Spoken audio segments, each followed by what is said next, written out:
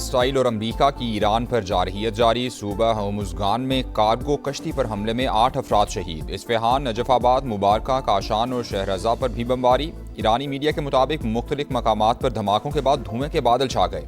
Iran का जवाबी वार सेहूनी रियासत पर मिसाइल दाग दिए। शारजा में भी ड्रोन हमला, टेलीकॉम कंपनी की इमारत को निशाना बनाया गया। दुबई में ड्रोन का मलबा गिरने से 4 अफराद जख्मी। दुबई साहिल के करीब कुवैती ऑयल टैंकर पर प्रोजेक्टाइल का हमला, जहाज में आग भड़क उठी। यूके मैरीटाइम एजेंसी के मुताबिक जहाज पर मौजूद तमाम अमला महफूज है। सऊदी अरब का भी 8 बैलिस्टिक मिसाइल गिराने का दावा।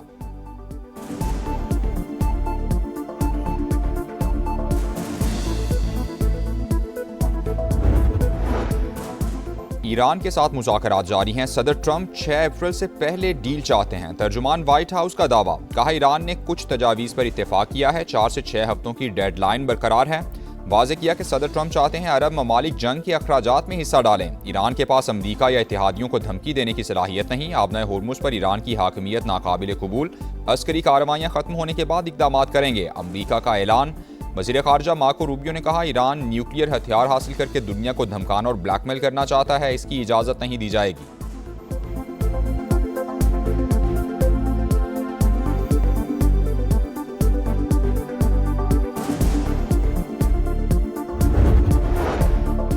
ईरान सऊदी अरब का एहतराम करता है और उसे बरादर मुल्क समझता है। ईरानी वज़ीर ख़ारजा का एक्स पर पैगाम लिखा, कार्रवाइयाँ सिर्फ दुश्मन जारे कुव्वतों के खिलाफ हैं जो ना अरबों का एहतराम करते हैं ना ईरानियों का। वाज़े किया वक्त आ गया है कि खित्ते से अमरीकी अफवाज को निकाल दिया जाए। ईरान ने दुश्मन के फ़ज़ाई कमांड निज़ाम को निशाना बनाकर अपनी सलाहियत दिखाई।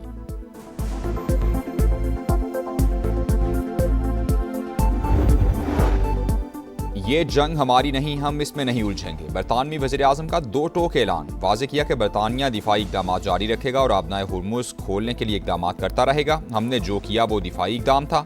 बरतानिया के कौमी मफादात और खित्ते में अपने लोगों की हिफाजत पर तवज्जो मरकूज़ रखेंगे। जंग की वजह से घरेलू सतह पर पड़ने वाले असरात के लिए जो कर सकें वो करेंगे।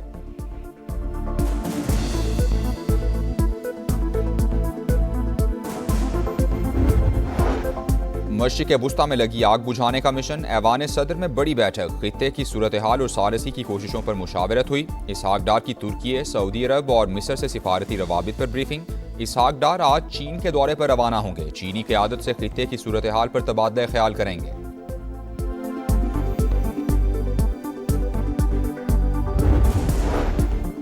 सूबों की मुखालिफत, हुकूमत का मुल्क में फौरी तौर पर स्मार्ट लॉकडाउन ना लगाने का फैसला। ऐवान सदर में होने वाले इजलास में इत्तेफाक ना हो सका। मामले पर मजीद मुशावरत के लिए वुज़रा पर मुश्तमिल कमेटी तश्कील। किफ़ायत शारी मुहिम पर अमल दरामद के लिए मुतबादिल इक़दाम किए जाएंगे। तवानाई और ईंधन की बचत के लिए इक़दाम पर मुकम्मल अमल दरामद यकीनी बनाने का फैसला। सूबों पर 254 अरब के रिलीफ पैकेज में हिस्सा डालने पर जोर। सदर की आम आदमी पर कीमतों का बोझ कम करने की हिदायत।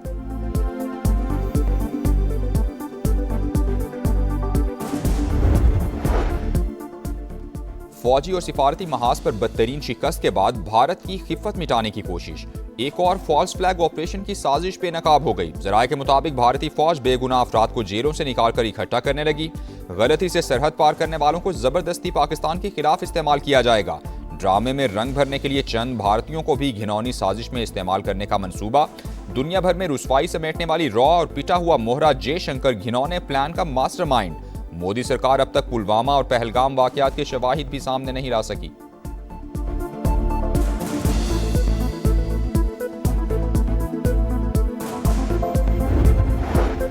जद्दा में सऊदी अरब, कतर और उर्दन की बड़ी बैठक। ईरान के हमले खित्ते के ममालिक के लिए खतरनाक करार दे दिए। सैफ अरीकी इजलास में सऊदी वली-ए-अहद, अमीर कतर और उर्दन के बादशाह की शिरकत। इलाकाई सूरत हाल और खित्ते में बढ़ती कशीदगी पर तबादला ख्याल हुआ। तवानाई सप्लाई और बैनुल-अक़वामी नक़ल व हमल की आज़ादी को लाहिक़ खतरात पर बातचीत हुई। सऊदी वली-ए-अहद से अमीर कतर और उर्दन के शाह अब्दुल्ला की अलग अलग मुलाकातें भी हुईं।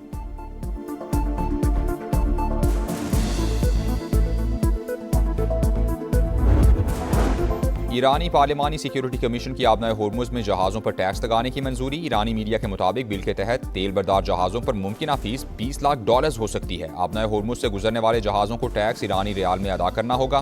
तर्जुमान के मुताबिक गैर जानिबदार ममालिक के जहाज़ों को इजाज़त दी। ये ममालिक ईरान से राबते में थे। होर्मुज़ की बंदिश और कीमतों में इजाफा अमरीकी जारहियत को करार दिया।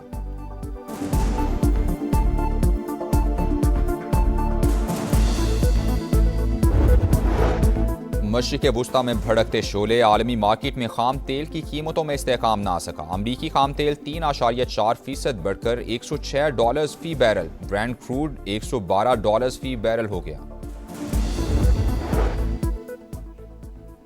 इसराइल का फ़लस्तीनियों के खिलाफ एक और जालिमाना और गैर कानूनी इक़दाम। सेहूनी पार्लियामेंट ने फ़लस्तीनियों के लिए सजाए मौत की मंजूरी दे दी। कानून के मुताबिक जो भी इसराइली शहरियों को कत्ल करेगा उसे 90 दिन में फांसी दी जाएगी। फ़लस्तीनी तंजीमों की शदीद मजम्मत, इसराइली सुप्रीम कोर्ट में अपील दायर। मुस्लिम ममालिक की मस्जिद अक्सा में मुसलमानों की इबादत से रोकने की शदीद मजम्मत। पाकिस्तान, सऊदी अरब और तुर्की समेत 8 ममालिक का मुश्तरका बयान जारी।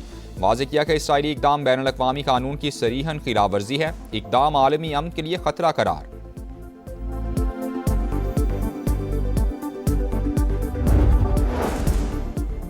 खित्ते की सूरत हाल, मौलाना फजलुर रहमान का ऐवान को एतमाद में लेने और इन कैमरा इजलास बुलाने का मुतालबा। मुज़ाकरात के हवाले से पाकिस्तान की मेज़बानी को एजाज़ करार दे दिया। कहा, पाकिस्तान खित्ते में मुस्बत किरदार अदा कर रहा है। पेचीदा सूरत हाल और फैसलों से मुतालिक पार्लियामेंट को एतमाद में लेना चाहिए। इस्लामी ब्लॉक बनना चाहिए। मुस्लिम ममालिक को सियासी, तिजारती और दिफाई मुआहिदा करना चाहिए।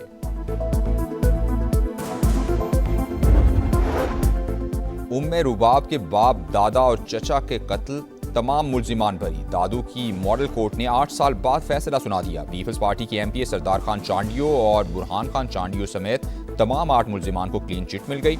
17 जनवरी 2018 को मुसल्लह अफराद ने फायरिंग करके तमन्दार काउंसिल के चेयरमैन मुख्तियार चांडियो, काबिल खान और करमुल्ला चांडियो को कत्ल कर दिया था।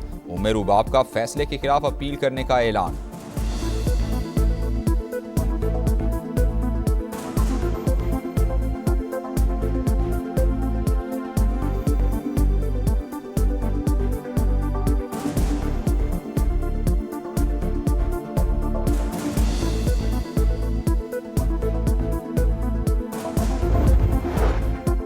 कराची सुरजानी टाउन में एक शख्स की लाश मिली। पुलिस के मुताबिक 40 साल के सैफुल्लाह को सर में गोली मारकर कत्ल किया गया। मलीर में भी फायरिंग से एक शख्स जाँ बहक, तहकीकात जारी।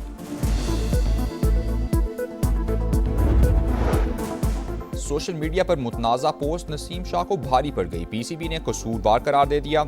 2 करोड़ रुपए जुर्माना आयद।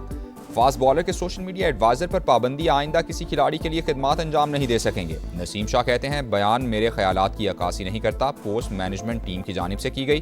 प्लेटफॉर्म के गलत इस्तेमाल पर माजरत चाहता हूं।